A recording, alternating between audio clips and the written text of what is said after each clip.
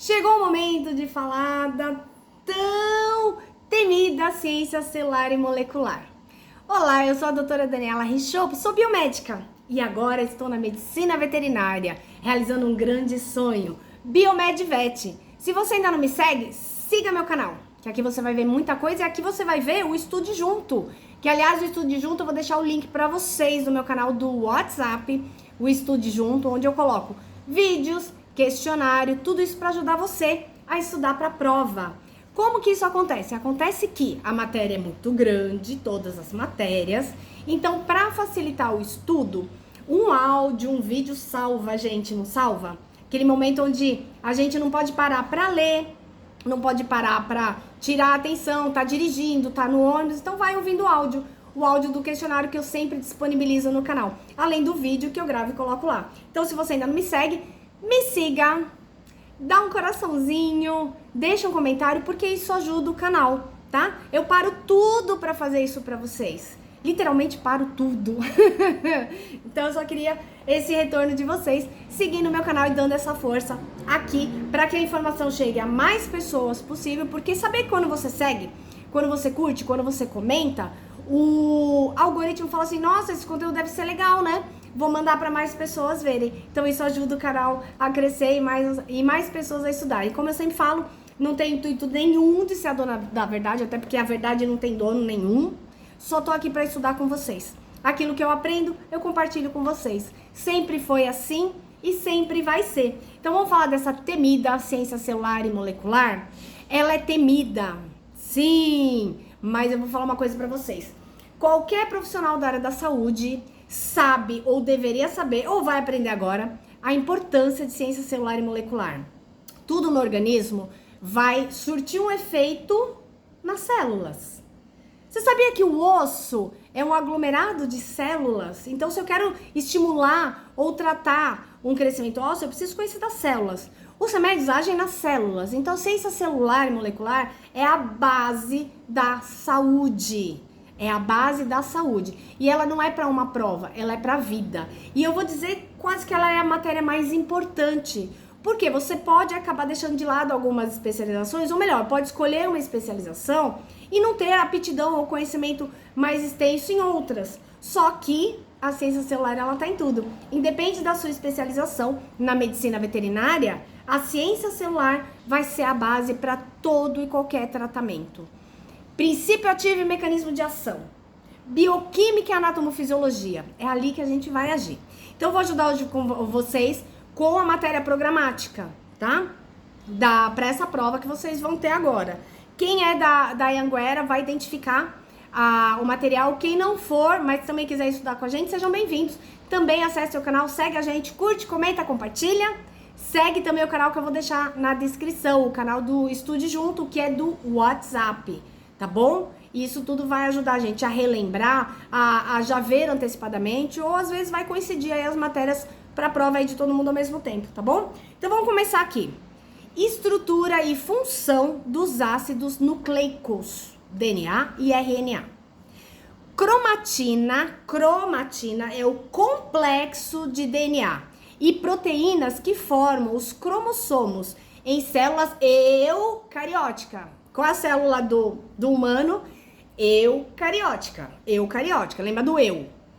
Ela se apresenta como uma massa difusa do núcleo durante a interfase, quando a célula não está se dividindo, tá? Então, cromatina é o complexo de DNA e proteínas que formam os cromossomos em células eucarióticas. Se apresenta como uma massa difusa no núcleo durante a interfase, quando a célula não está se dividindo. Cromossomos são as estruturas distintas formadas pela condensação da cromatina. Eles são mais visíveis durante a divisão celular, mitose ou meiose, garantindo a correta segregação do material genético para células filhas. Então, a cromatina é o complexo antes da divisão e quando começa a condensar o cromossomo é quando está havendo a divisão celular, seja ela mitose ou meiose, tá? Cromatina é o material de trabalho do núcleo, onde o DNA está acessível para a transcrição e replicação. Quando a célula se prepara para dividir, a cromatina se condensa e se organiza em cromossomos, facilitando a distribuição e manipulação do DNA. Vamos comparar DNA e RNA? Vamos destacar as principais diferenças em suas composições de bases nitrogenadas e estruturas de fita.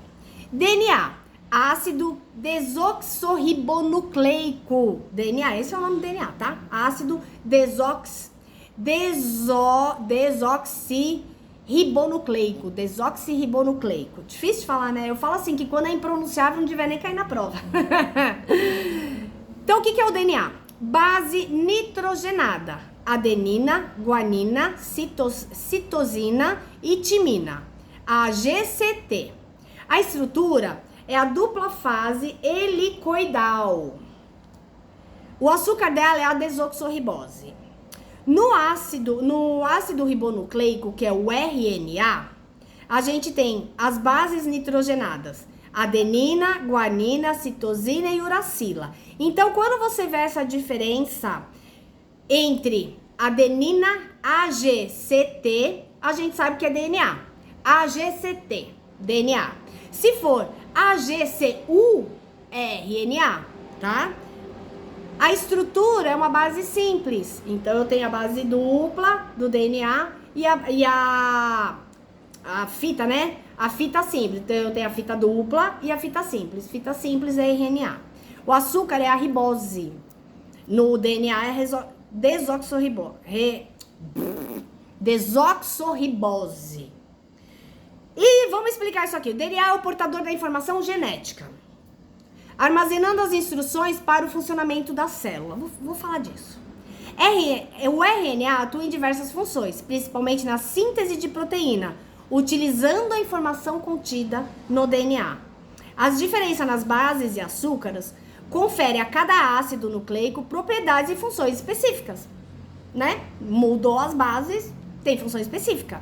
Então, o que é o DNA? O DNA é a receita de bolo, tá? Ela é a receita de bolo, é ali que contém as bases que se ligam para formar outra coisa, para se replicar.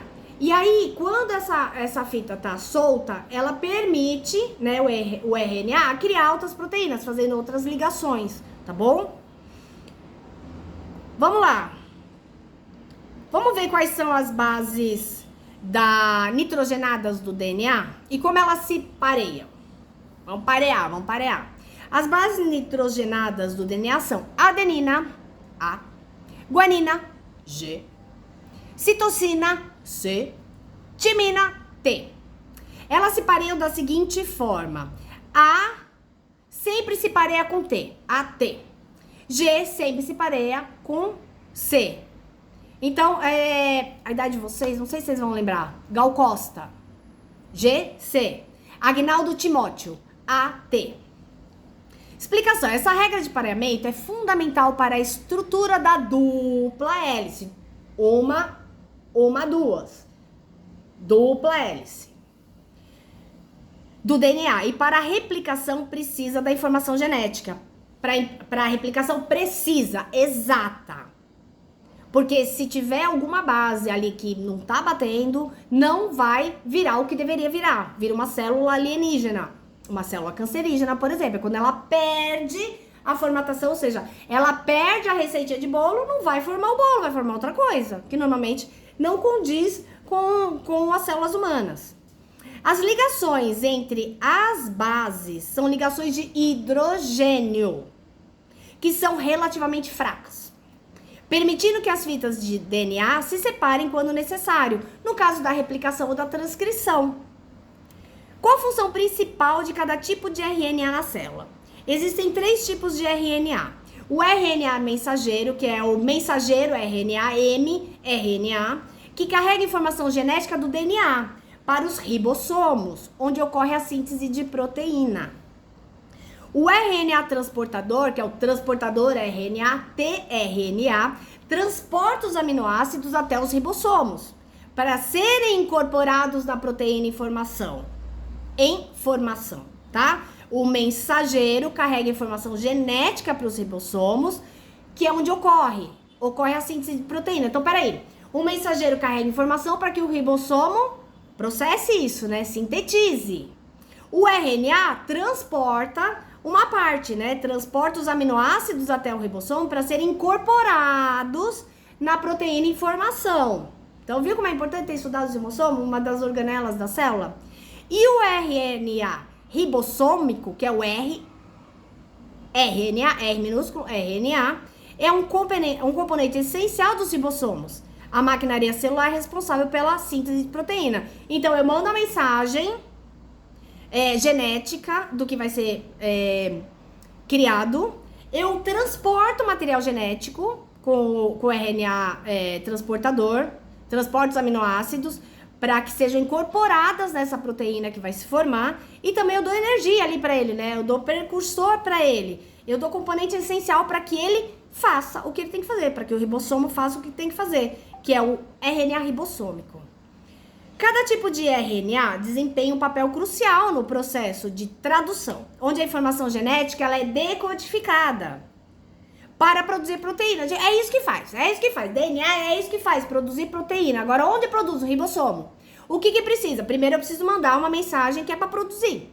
Depois eu preciso mandar os aminoácidos que é para compor. Depois eu mando elementos, que o aminoácido é o transportador. Depois eu mando o RNA ribossômico, que tem elementos para que ele haja. Tá vendo? Fica mais simples de entender. Então, cada tipo de RNA desempenha um papel crucial no processo de tradução, onde a informação genética é decodificada para produzir proteína. Moléculas que realizam a maioria das funções celulares. Onde o DNA e o RNA são encontrados predominante na célula?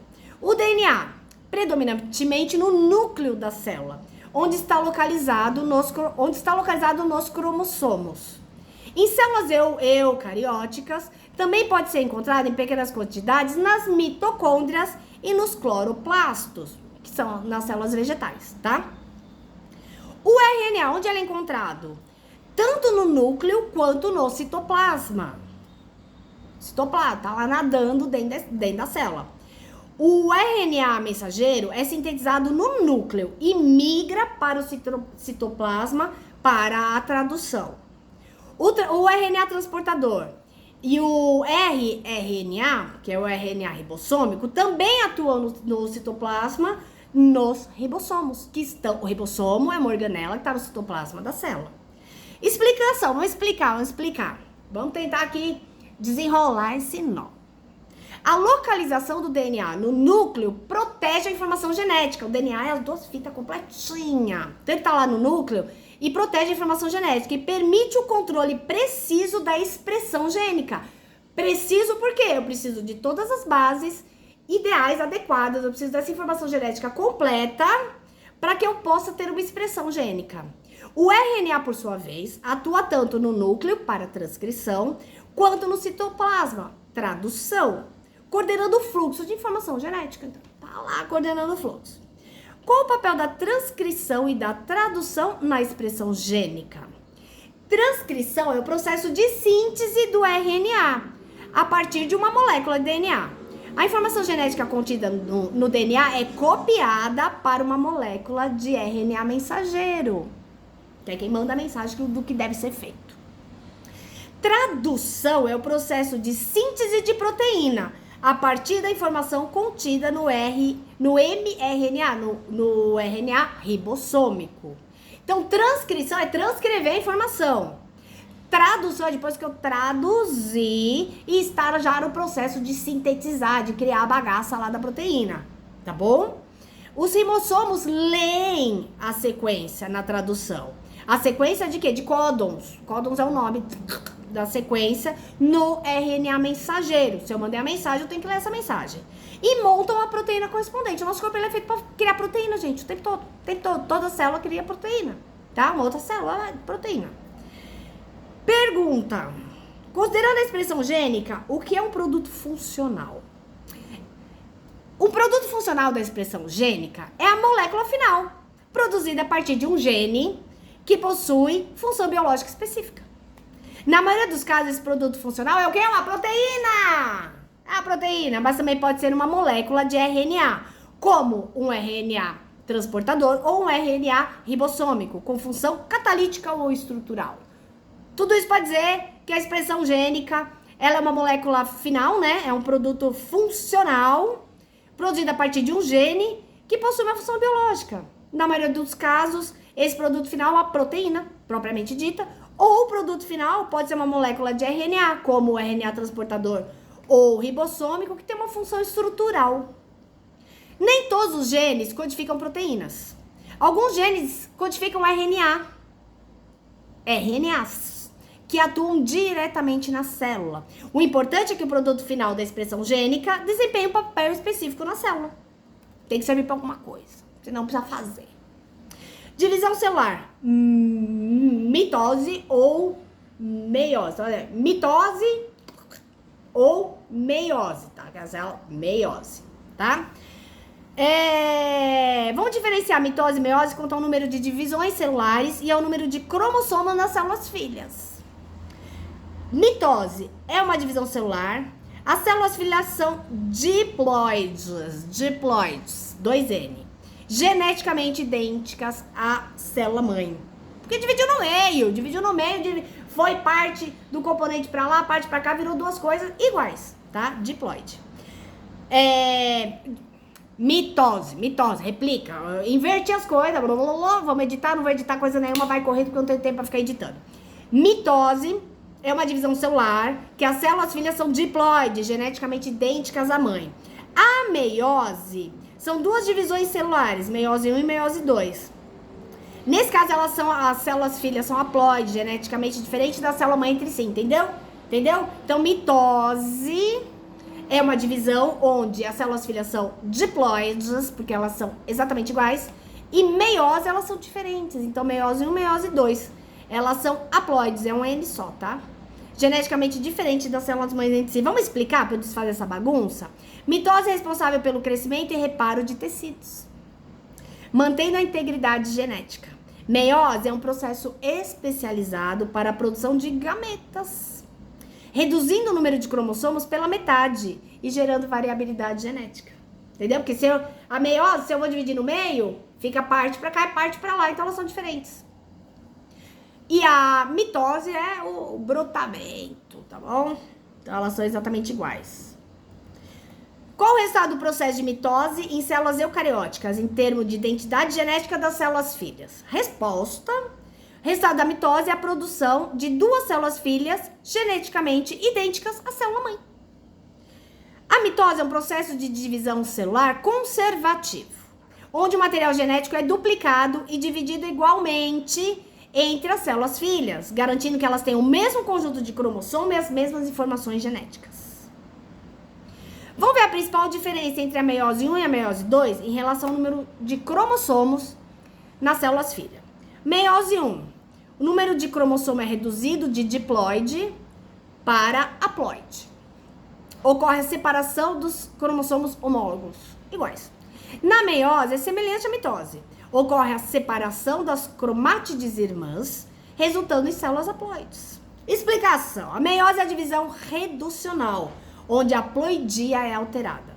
A meiose 1. A meiose 2 é a divisão equacional, onde as cromátides irmãs se separam, tá? Distribuindo material genético para as células filhas. Qual a importância do crossing over? Chique, né? Crossing over na meiose. Em que fase da meiose ocorre esse processo de crossing over? Crossing over é um processo de recombinação genética que aumenta a variabilidade genética nas células filhas. Permite a troca de segmentos de DNA entre os cromossomos homólogos, gerando novas combinações de alelos. Em que fase ocorre? Na fase prófasa 1 da meiose 1. Crossover é um dos principais mecanismos que contribuem para a diversidade genética, essencial para a adaptação e evolução das espécies. Vamos dar um adendo? Por que o caramelo, por que o vira-lata, ele tem mais resistência? Porque ele tem mais variabilidade genética. É uma mistura que ninguém sabe de onde veio, né? Aqueles cãezinhos de raça são mais sensíveis, porque ele tem menos variabilidade genética. Olha que legal isso. Pergunta: qual dos tipos de divisão celular, mitose ou meiose, está envolvido no segundo experimento de Mendel, que analisa a segregação independente de duas características? Na dúvida, se te perguntar na prova, o que é o segmento de Mendel, o experimento de Mendel, e tiver essa pergunta, já sabe. Experimento de Mendel analisa a segregação independente de duas características. Então vamos lá, qual dos tipos de divisão celular, mitose ou meiose, está envolvido no segundo experimento de Mendel? É a meiose. Segregação independente de duas características, observada no segundo experimento de Mendel, é uma consequência da meiose. Durante a meiose 1, os pares de cromossomo homólogos se separam independentemente, resultando em diferentes combinações de alelos nos gametas, precursor, né? Dos bebezinhos. A mitose não gera variabilidade genética, pois as células filhas são geneticamente idênticas às células mãe. Genética mendeliana e hereditária. Defina os termos genótipo, fenótipo, homozigoto, heterozigoto, dominante recessível, gene e alelo. Genótipo. Constituição genética de um organismo, ou seja, o conjunto de alelos que ele possui para uma determinada característica. É o que fala, isso é genética. Não, o olho igual ao da mãe é genético. A boca igual ao do pai é genético. Por quê? É a constituição genética de um organismo. O conjunto de alelos que ele possui para uma determinada característica. Fenótipo. A expressão observável de um genótipo, ou seja, as características físicas ou bioquímicas de um organismo. Homozigoto é o homo, indivíduo que possui dois alelos idênticos para uma determinada característica. Heterozigoto, indivíduo que possui dois alelos diferentes para uma determinada característica. Então, o homozigoto, dois alelos idênticos, e o heterozigoto, dois alelos diferentes para uma determinada característica. Dominante é o alelo que se expressa no fenótipo, tanto em homozigose quanto em heterozigose. Dominante é o que domina.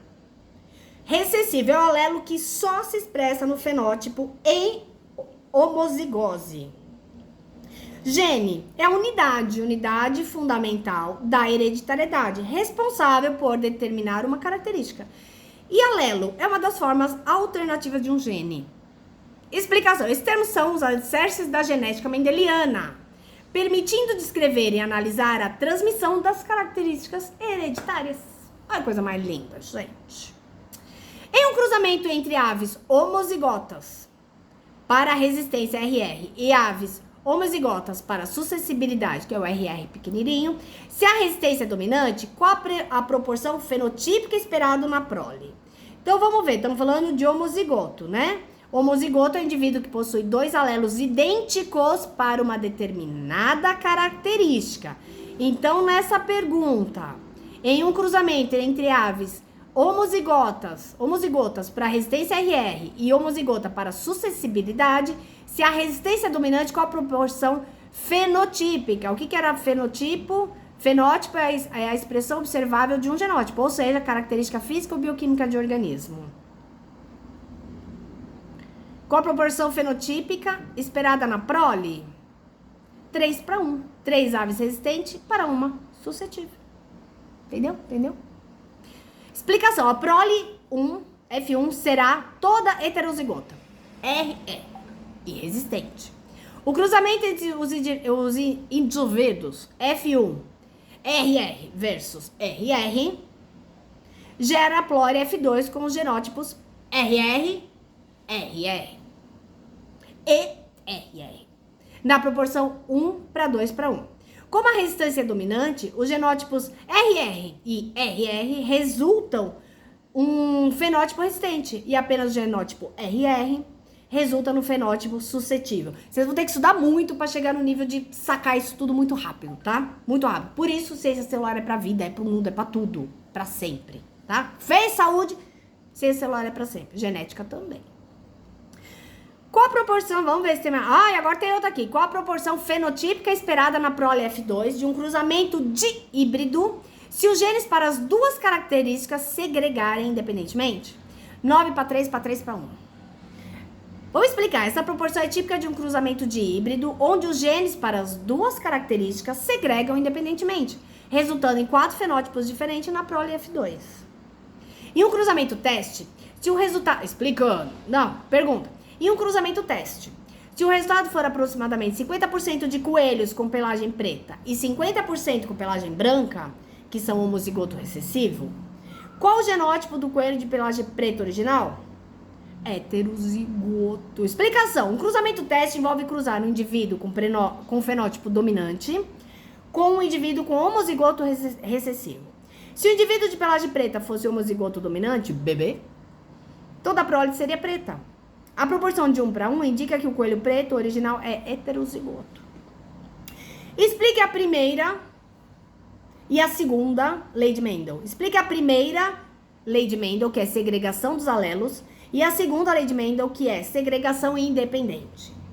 A primeira lei de Mendel, segregação de alelos, é onde cada indivíduo possui 2 alelos para cada característica.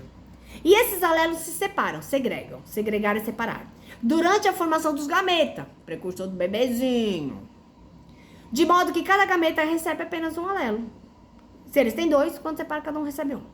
E a segunda lei de Mendel, que é a segregação independente, é onde os alelos para diferentes características segregam independentemente uns dos outros durante a formação dos gametas, resultando em todas as combinações possíveis de alelo nos gametas. A festa. As leis de Mendel são os princípios fundamentais da hereditariedade, explicando como as características são transmitidas dos pais para os filhos. Com base na segunda lei de Mendel, que é a segregação independente, qual a proporção fenotípica esperada na geração F2 de um cruzamento entre 2 plantas de ervilha heterozigota para a cor da semente? Amarelo dominante, verde recessiva e textura de semente. Lisa dominante, rugosa recessiva. 9 para 3 para 3 para 1. 9 amarelas, lisa. 3 amarela, rugosa. 3 verdes, lisa. 1 verde, rugosa. Explicação. Esse é o resultado clássico de um cruzamento de híbrido. Híbrido. Onde os alelos para a cor e textura da semente segregam independentemente, gerando 4 fenótipos em proporções específicas.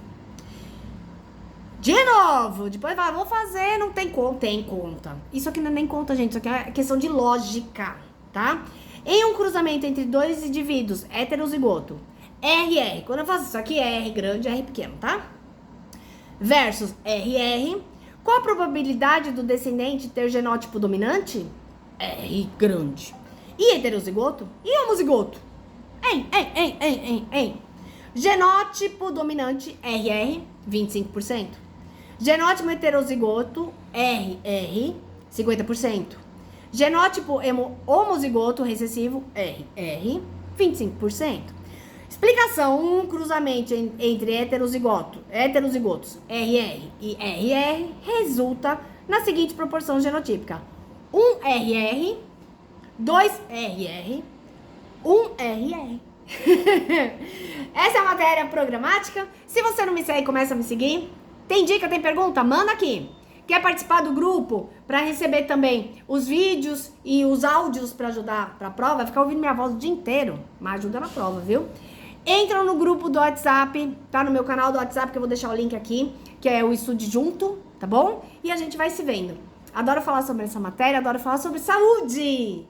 Boa prova, galera. Boa vida, bons estudos e boa atuação profissional. Beijo.